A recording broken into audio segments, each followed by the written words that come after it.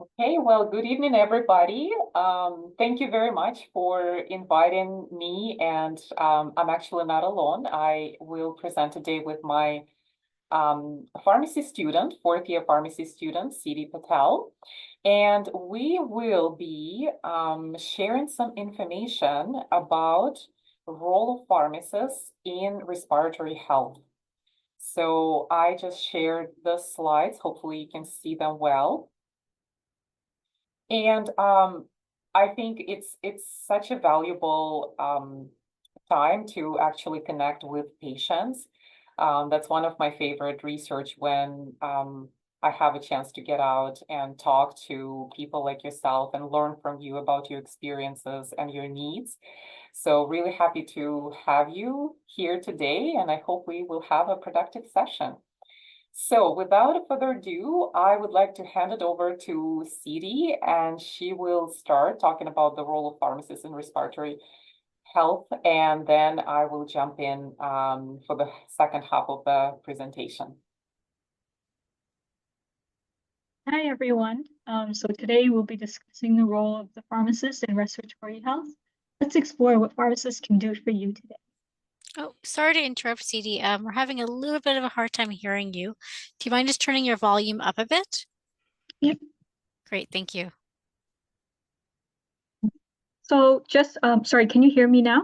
Yep, perfect, thank you. Okay, perfect.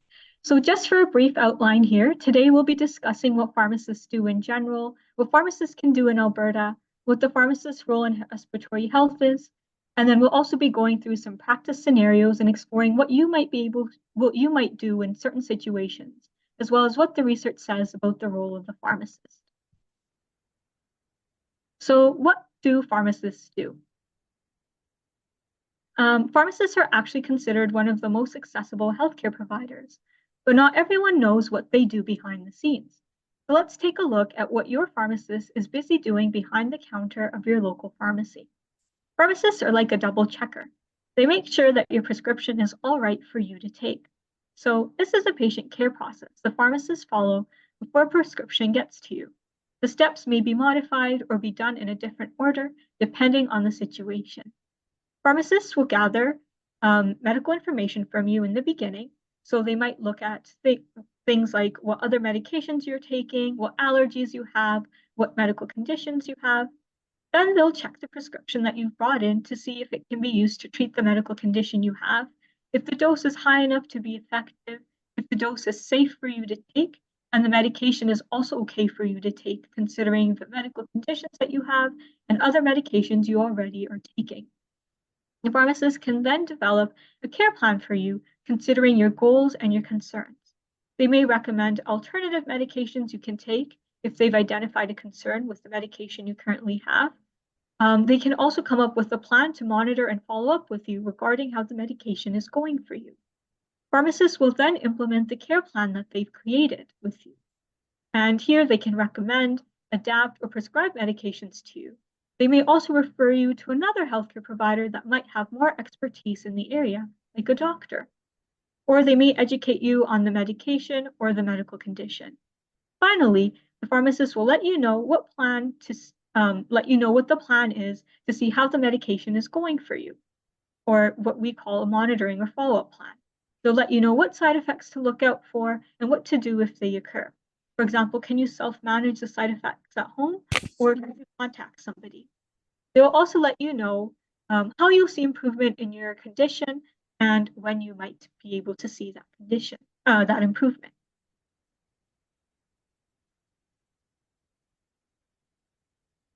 So what can pharmacists do for you in Alberta? Pharmacists can do slightly different things depending on what province they are in. In Alberta, pharmacists can have a special certification called APA, and pharmacists that have that certification can assess your symptoms and prescribe medications for you for minor conditions. So some of these minor conditions might include UTIs, fungal infections, cold sores, that kind of thing. But it all depends on the situation. It depends on how comfortable the pharmacist is prescribing for you, how much they know in that clinical area, and also how serious your symptoms are.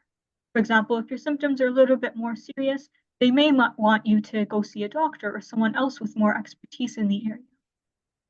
They can also prescribe for smoking cessation or an emergency. So pharmacists can't prescribe all medication. Pharmacists with APA can only prescribe Schedule 1 drugs. So things like opioids or other controlled drugs cannot be prescribed by a pharmacist. Pharmacists can also adapt or manage a prescription that you have brought in from your doctor. For example, they may switch from one medication to another if they're therapeutically equivalent, or in other words, if they work in the same way as the other medication. They can also change the dose of a drug, the form it is in. For example, they might change the formulation from pills to a liquid form if the patient is a child and they can't swallow the pill. They can also renew a prescription from your doctor if you're out of refills, but it all depends on the comfort level of the pharmacist and the given situation. Pharmacists can also inject drugs and vaccines under the skin and into the muscle. So they can't inject vaccines or drugs that are in other routes, but they can definitely do under the skin and in the muscle. And they also can't inject children under the age of 5. However, this might be changing in the future. Pharmacists can also order and interpret certain lab tests in Alberta.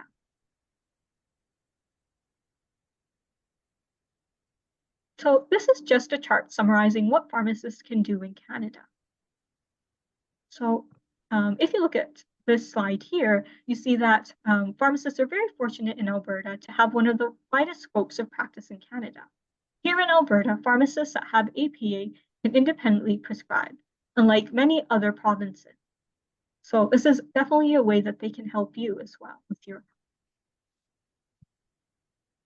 It's also important to remember that this table is subject to a lot of caveats based on provincial legislation and the individual pharmacist's comfort level and competence in the clinical area.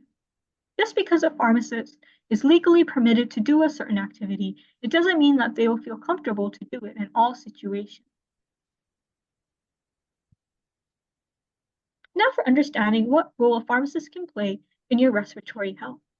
Some things pharmacists can do include identifying the fact that you're experiencing symptoms of an undiagnosed respiratory condition, like COPD, for example, and then referring you on to another healthcare provider, like a doctor, that has more expertise to see what is going on. It can also help make care plans for you and review your medications for your respiratory illnesses. In these care plans, they can identify medications or alternative medications you can take to help contribute towards your goals for your medical condition. Or they can also address any concerns that you may have for your medication and also help you with any lifestyle changes you want to make. As mentioned, pharmacists can help contribute towards you achieving the goals that you want to have with your medical conditions. And then they can do this through your helping you with your medications and also helping you with lifestyle change. So some of these goals that they can help you with include helping you reduce shortness of breath, preventing flare-ups for your respiratory conditions, improving your general health, and unfortunately, some respiratory conditions can also lead to death, so they can help you avoid that from happening. Other things that pharmacists can help you with include educating you about your medication device or inhaler. For example, how to take it, what side effects to expect, what benefits to look for. It can also help you with difficulties you may be having with using inhalers, complex regimens, reducing side effects, and also helping you with the cost of the medication. For example, some medications have a manufacturer assistance program that can help reduce costs, and pharmacists might be able to connect you with that. Pharmacists can also help patients after they have been discharged from the hospital. For example, they can help patients understand the new medications they've been prescribed since being discharged from the hospital and which medications have been stopped and what the plans might be going forward. In Alberta, pharmacists may be able to start new prescriptions for you. So they might start you on a medication to help you stop smoking. Smoking is a risk factor for some respiratory conditions like COPD, and it may even worsen some of your respiratory conditions. So getting help to stop can really be beneficial. Pharmacists may also be able to renew or extend your inhaler prescription for you if you are out of refills. depending on the situation. Pharmacists can also adapt or help manage your prescription. So they might change your inhaler to another inhaler that works in a similar way if there are concerns with your current one. They might also change your dose or how you're taking the inhaler. This requires a pharmacist to be experienced and knowledgeable in the area, and not all pharmacists may feel comfortable doing this. They may contact your doctor or ask you to speak to another healthcare provider that has greater expertise in the area. Pharmacists can also help you get vaccinated to protect you against getting other respiratory conditions that can worsen your respiratory condition. For example, your respiratory symptoms like the influenza vaccine, the pneumococcal vaccine, or even the COVID-19. So now we'll just be going through some scenarios. So let's just take some time to think about what we might do in each of these situations. So for the first scenario, you, Sarah, have been using Breeze-Tree Aerosphere meter dose inhaler for your COPD for 2 years now. You inhale 2 puffs twice a day and have been pretty regular with using it. It's been going really great. Before, you would get multiple flare-ups per year, even landing in the hospital sometimes. But ever since you started this inhaler, you've had very few flare-ups. Today, you realize your inhaler has run out of doses. You have no refills, and your doctor is on vacation for a month. It's the holiday season around New Year, and a lot of clinics are closed. You know that it is really important for you to use your inhaler regularly for it to work properly, and you don't want to end up in the hospital again. What would you do in this case? Does anybody have any thoughts? If you guys have any comments or questions at this point, you can mute yourself to share that opinion or answer the question if you think you have the answer.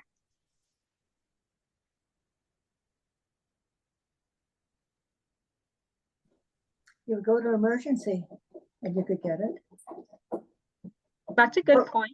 Or if there's any clinics that are open, because they do have some clinics that are open. Mm-hmm.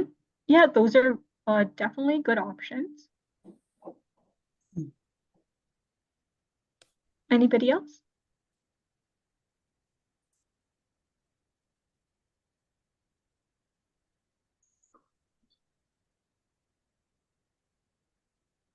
All right, so addressing the 2 options that you mentioned here, going to emergency or going to another clinic, those are definitely great options. But I guess it would be best to not go to emergency because you don't want to burden the emergency room, right? So going to a pharmacy is also a good option as well in this case. So that way we don't fill up the emergency room too much. So what ends up happening in this case is you end up going to the pharmacy you usually get your inhalers from, and you explain to the pharmacist that knows you really well what's going on. The pharmacist asks you questions about your COPD and this inhaler, like how the inhaler has been going for you, how long you have been using it, and if you get any side effects. And in this case, you're not getting any side effects. And as we discussed earlier, the inhaler has been going really well for you. So after considering the information you told them, the pharmacist agrees to renew your prescription for 1 inhaler until your doctor gets back. They also fax your doctor's office to let them know what occurred. So remember, this is subject to the pharmacist's individual judgment and comfort level. So what happened in this case is that the pharmacist knows you really well. You've been seeing them for many years, and you've also been using this inhaler for a couple of years, and you've been filling prescriptions at this pharmacy. The inhaler is working well for you and you don't have any side effects. Since this pharmacist is comfortable in their assessment with you, they prescribed an inhaler for you to use until you can see your doctor again. In different circumstances, a pharmacist may choose not to prescribe. It all depends on their comfort level. Also, notice that you inform the doctor about what they did, and like the pharmacist informed the doctor about what they did by faxing them, and they also only renew the prescription until your doctor got back. So they're essentially collaborating with your physician. They're not just like working by themselves. They're also keeping the doctor in the loop. So let's look at another scenario here. So you, John, have been using the Spiriva hand inhaler for your COPD for a few years now. With this inhaler, you have to put a capsule in the inhaler every time you take a dose. Recently, you were diagnosed with arthritis of the hands. As a result, you have trouble inserting the capsules in your inhaler, and you've been dropping them on the ground. It's really frustrating, and when this happens, you just end up skipping doses. You're worried your COPD will worsen due to skipping doses. So what would you do in this case? Does anybody have any thoughts?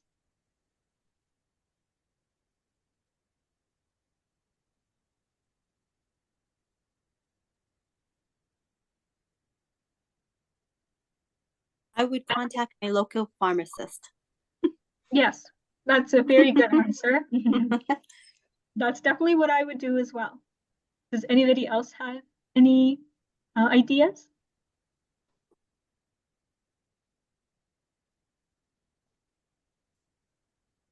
Okay, so I'll just move on to what ends up happening in this situation. So in this situation, you end up going to the pharmacy you've been at for 20 years. You tell the pharmacist about your problem. They ask you questions about your COPD and this inhaler, and they suggest switching to another inhaler called Tudorza. This inhaler does not use capsules and is easier to use for people with weak hands. It has a different medication in it, but it works really similar to the one that you already are using. The pharmacist here explains the medication and inhaler to you, and you're really happy to try it. The pharmacist prescribes this new inhaler and tells you to stop taking the other one.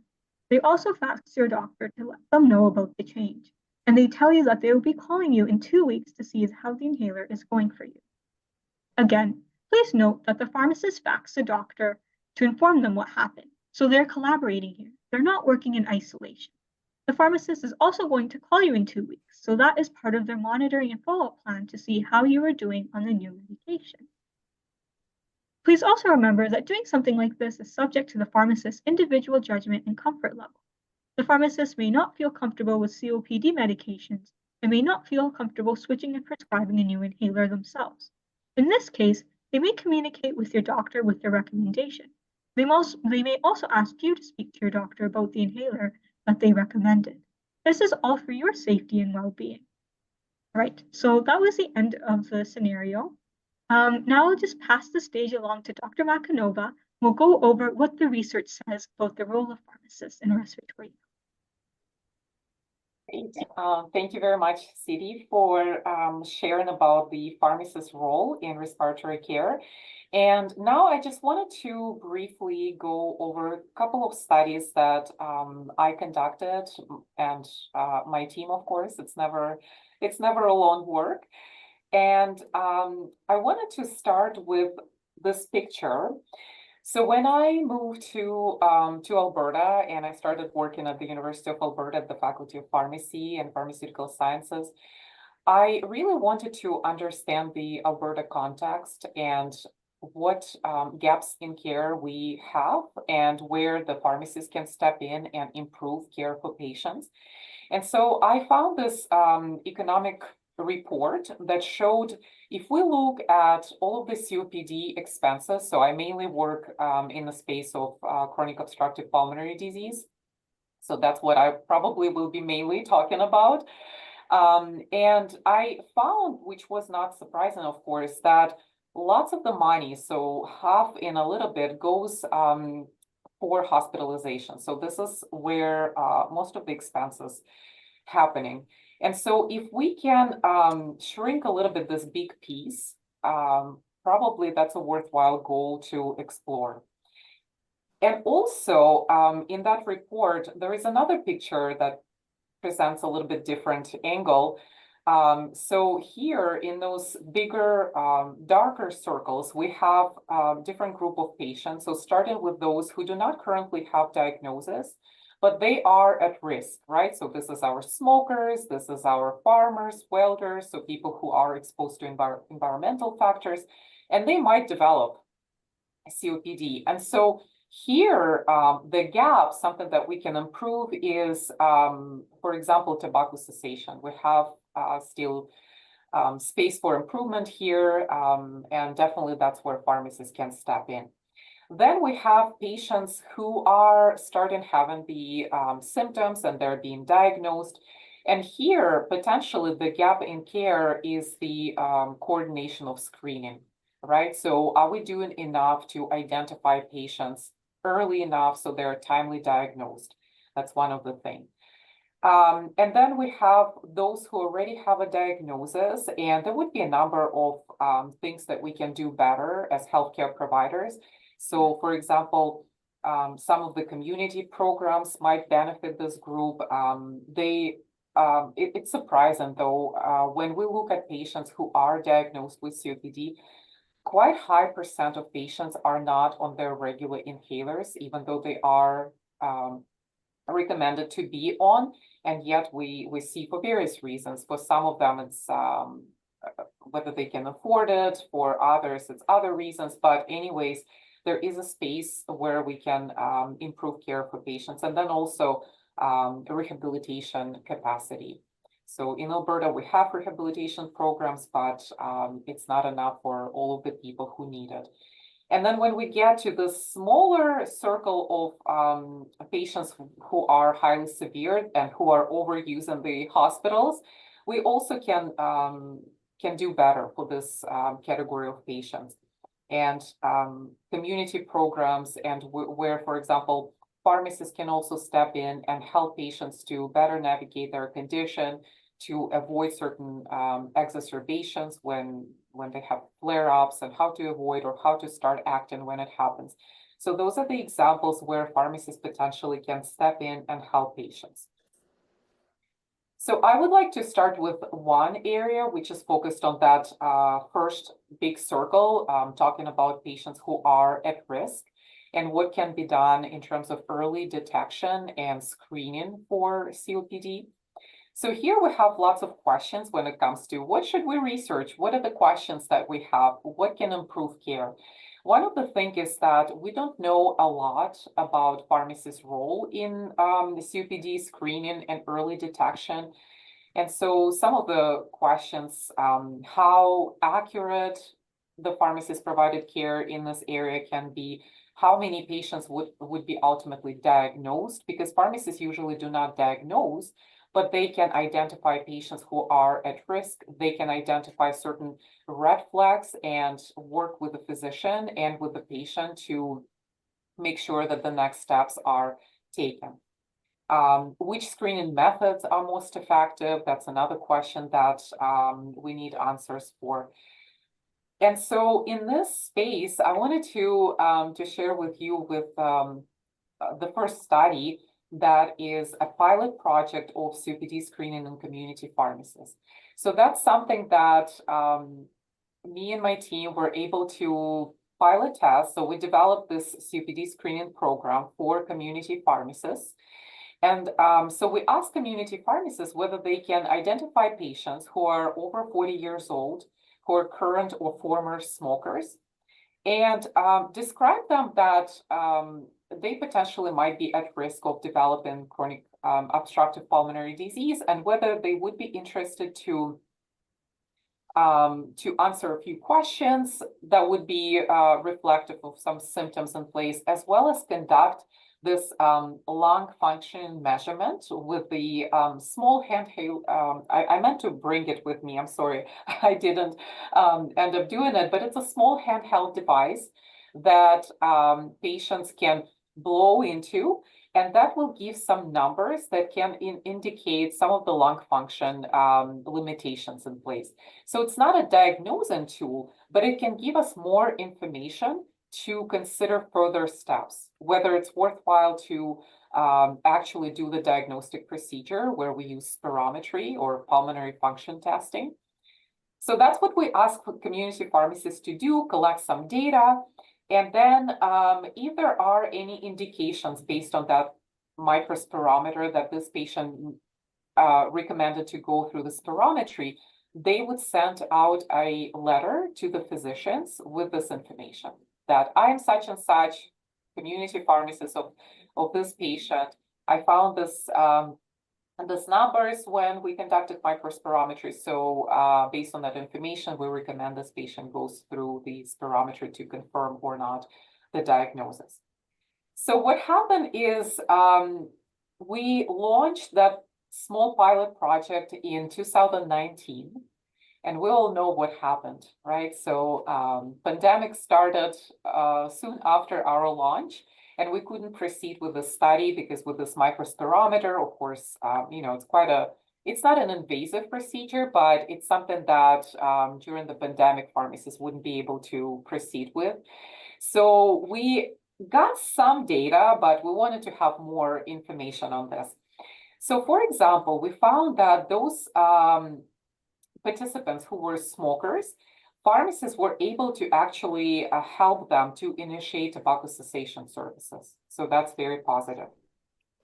As well, out of the 36 patients who whose data was fully available, who went through the microspirometry, 7 were sent for the full spirometry. So that's our other data, our finding. And then 3 more participants were recommended to discuss lung assessment with the physician. Unfortunately, we don't have the follow-up data because of COVID started and we were not able to collect as much data as we wanted. So we don't know how many of this 7, for example, end up going and conducting spirometry and what the result was.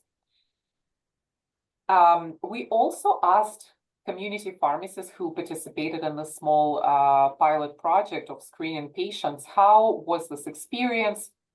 What they think patients think about it.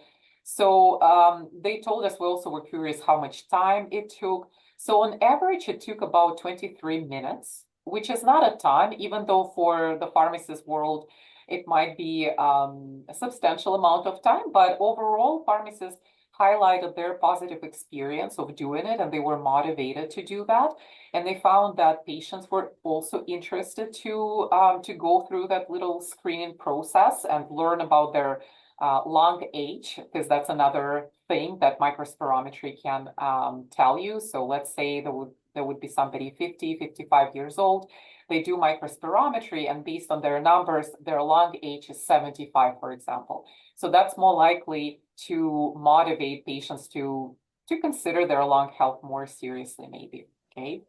However, some of the things that pharmacists noted that the barriers is lack of time. So not every pharmacist, even when they able to provide clinical services that Siti shared today about, it doesn't mean that they don't do because of their confidence or competence to do it.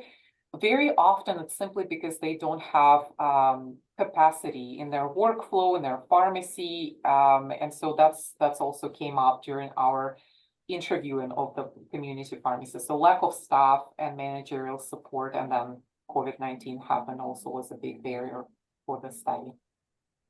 This is just to show one of the example quotation from the community pharmacists. They mentioned that when it comes to implementing new services in the community pharmacy, such as the screening, it's really important that it's not just one pharmacist moving all things forward.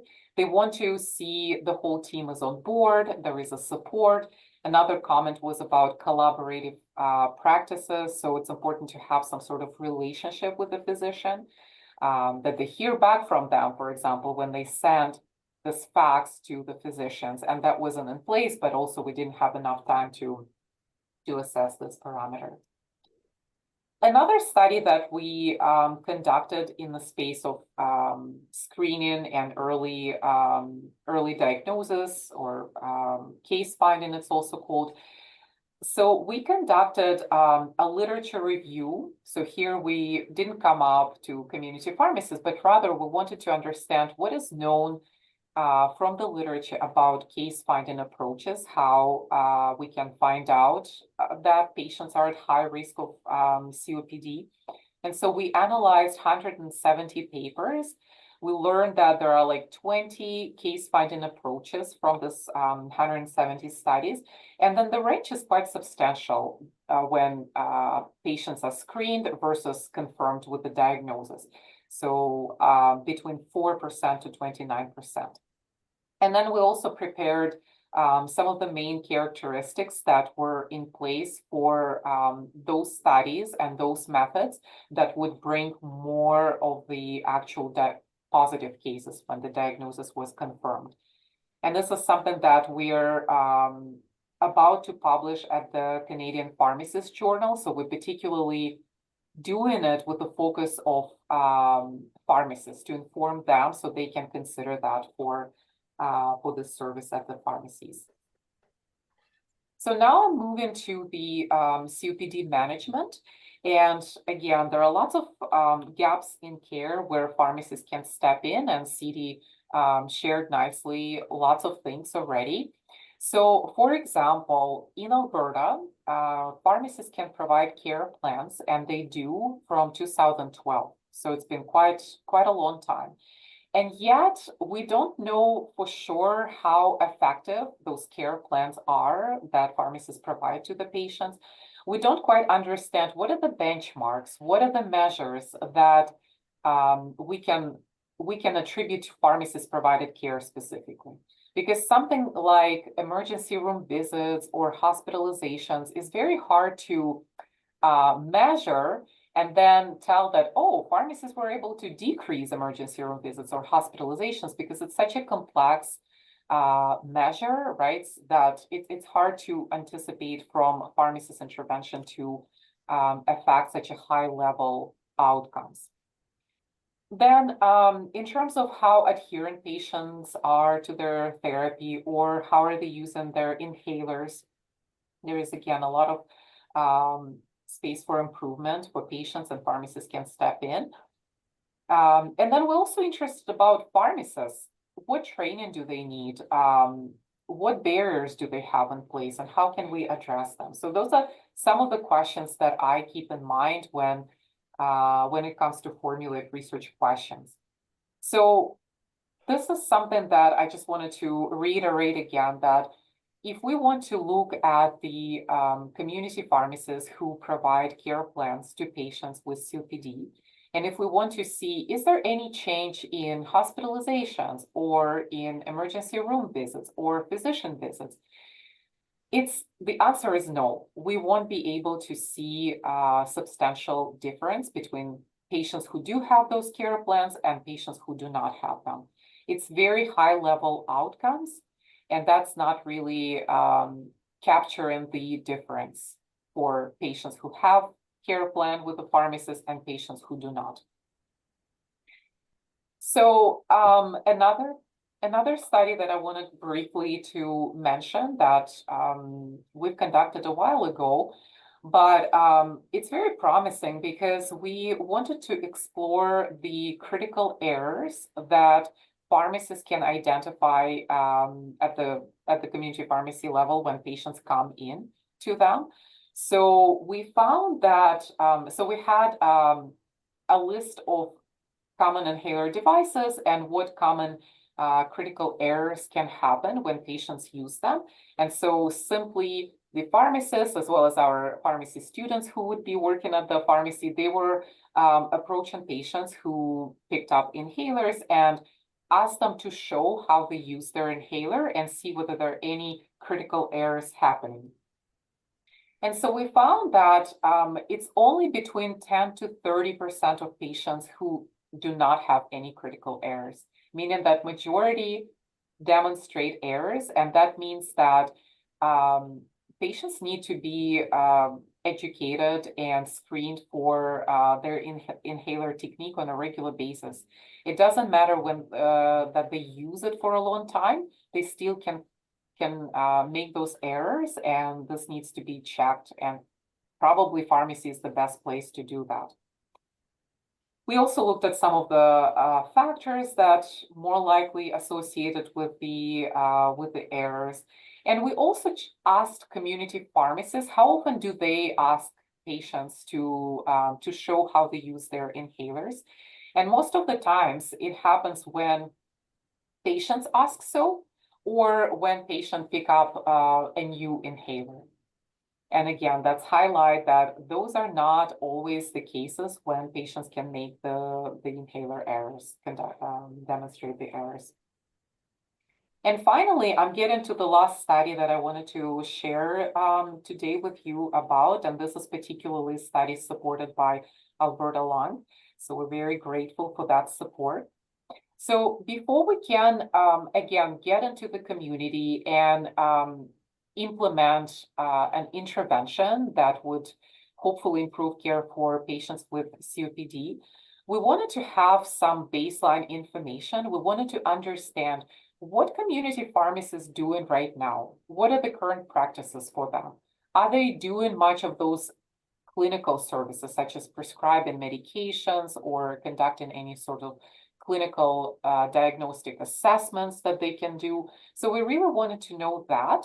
And we also wanted to understand the barriers, so the reason why they're not doing it, and also educational needs that might be in place for community pharmacists.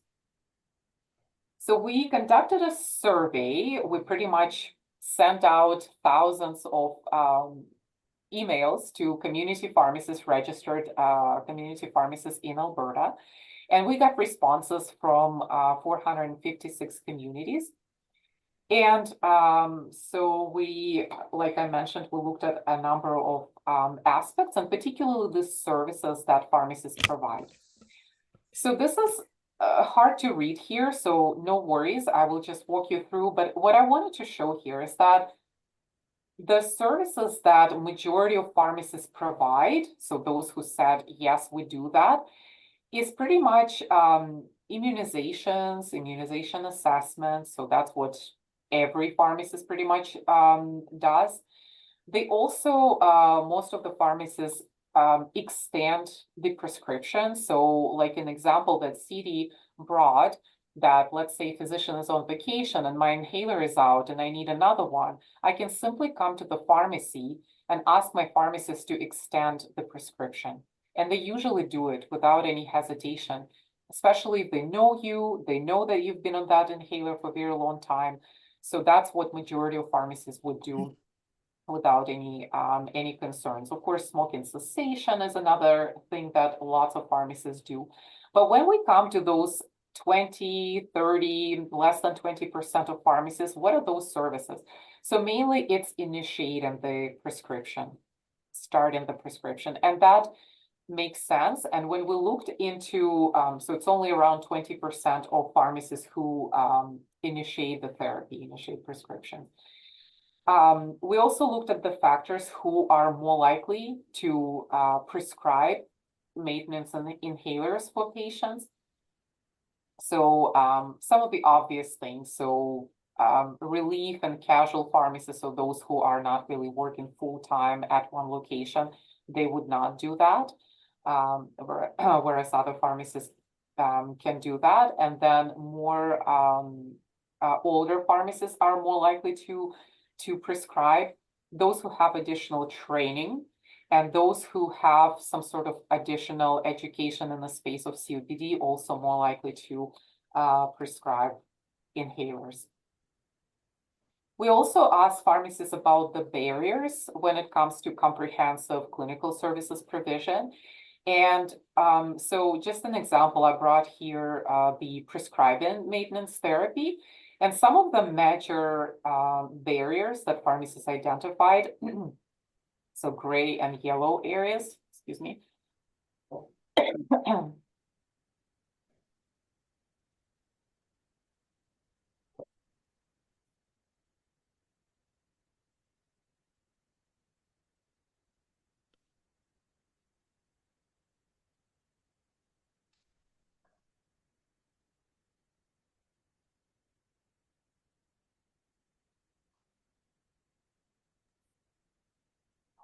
My apologies. There's some cold walking around, so have some cough over here.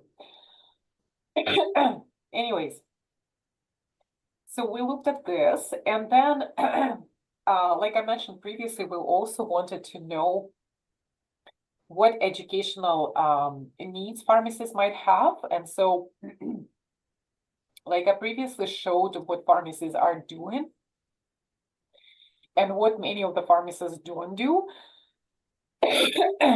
excuse me. And that's where pretty much their educational needs are. In those services that majority of pharmacists don't provide, such as performing microspirometry or asking about the symptoms so pharmacists can identify whether patient is optimally managed or not.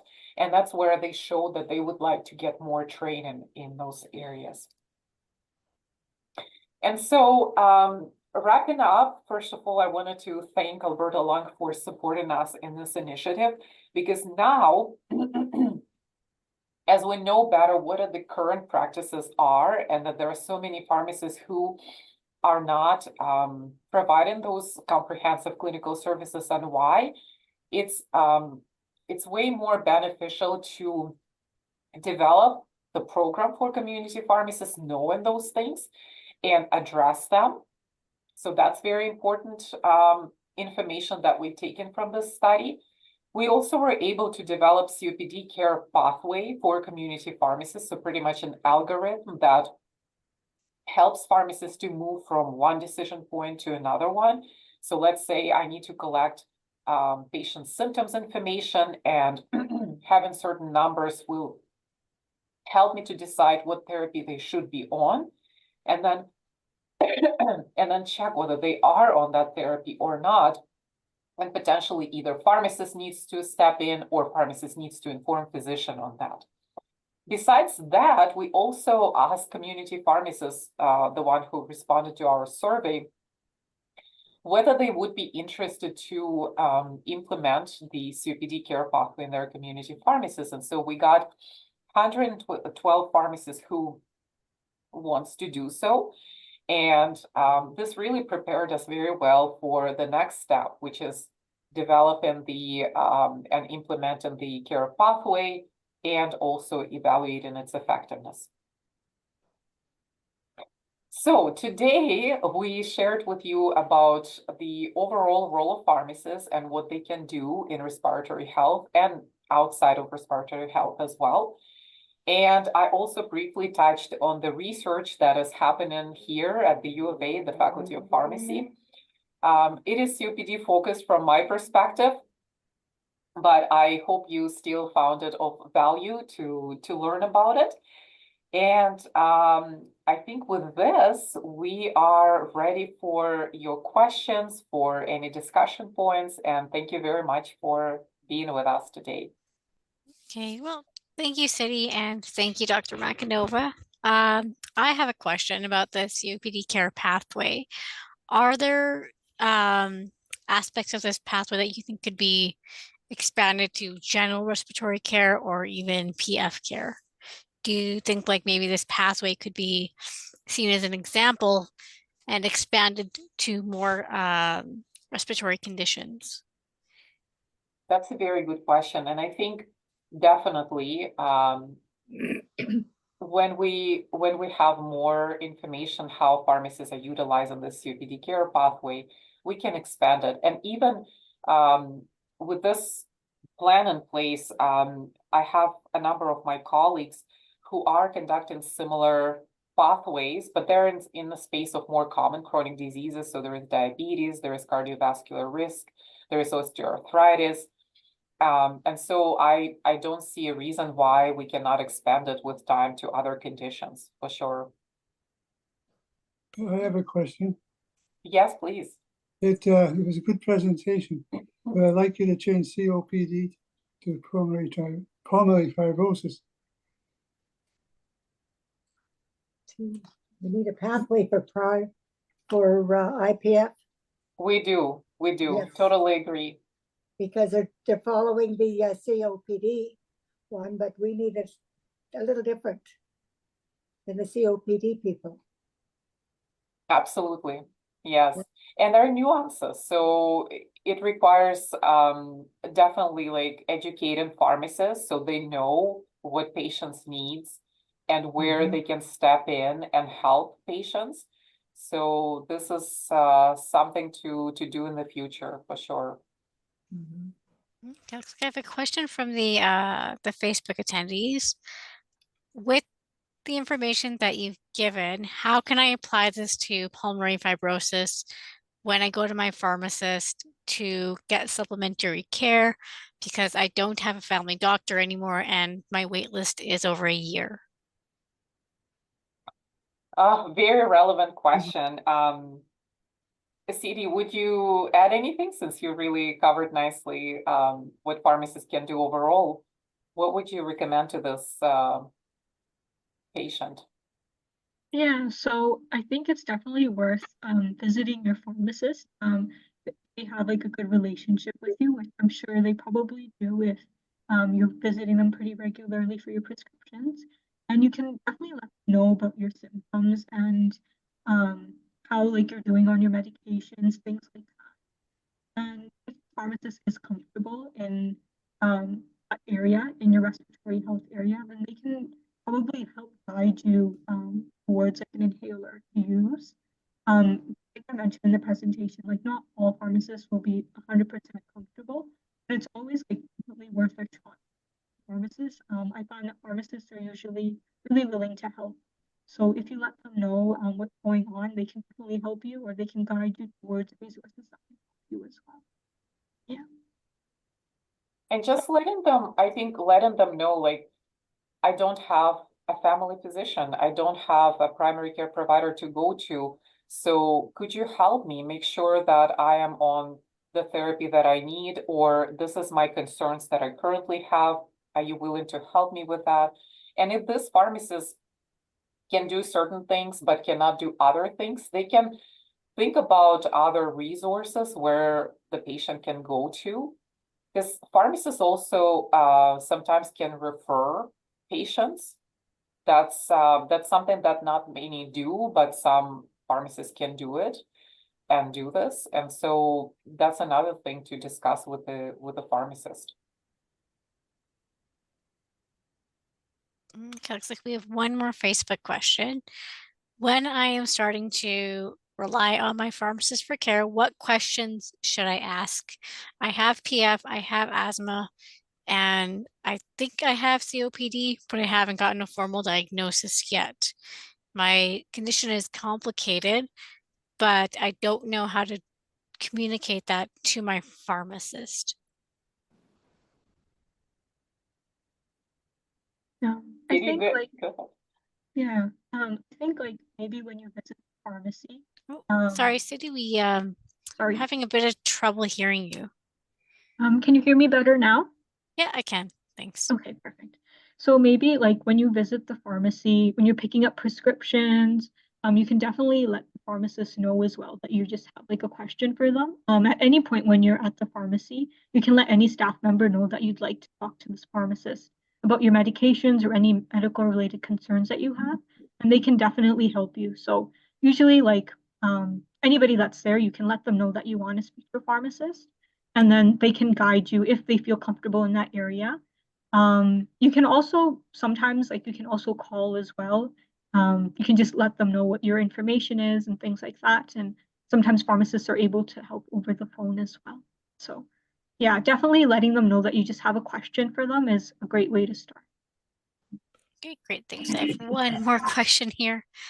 Let's see here.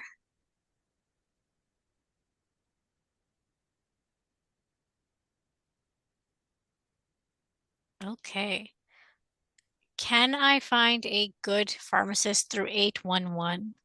I don't have a family physician or a pharmacist. That's such a great question because I think we've been discussing it at our faculty and working with students, how the 811 line can help refer or advise patients to see the pharmacist. Unfortunately, we do not have, let's say, a database of community pharmacies where you can highlight that, for example, this pharmacist has additional training in respiratory area. And so where do you live? You live like South Edmonton. Here is a couple of pharmacies where it looks like there is a pharmacist who are more educated in this area and maybe they will be able to help you. So this is something that I have on my mind all the time, like that we need to build those systems and then work with Alberta Health Services and make some improvements in this area, because I don't believe that we have a clear, more informed pathway of informing patients. I know that they do have recommendations to go to the pharmacy, but they won't have specific targeted details as far as I know. And there is definitely space for improvement in this as well. Okay, great. Thank you. Were there any other questions, comments, feedback? That's-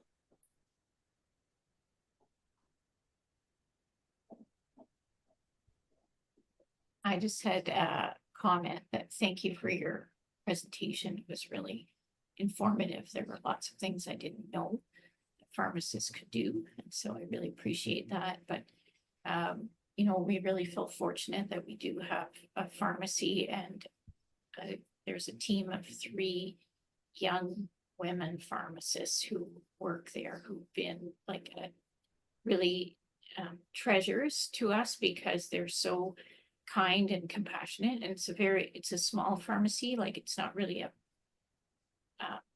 it's not a big place. There's a few things for sale in the store, but really it's mainly a pharmacy. And I just feel like they're really part of the healthcare team. They really communicate well with our family physician, who is really holding all the threads together with the different specialist Lloydsies. So yeah, I think it was a great presentation. Thank you very much for sharing.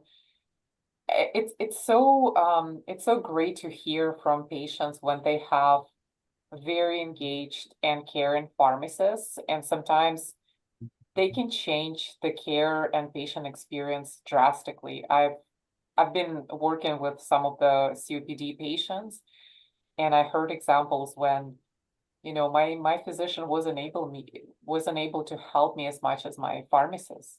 We really worked on identifying the inhaler that works for me. So it happens, and we really want to have more pharmacists like this who are really involved and helping patients with all their needs, whatever is in their capacity, of course.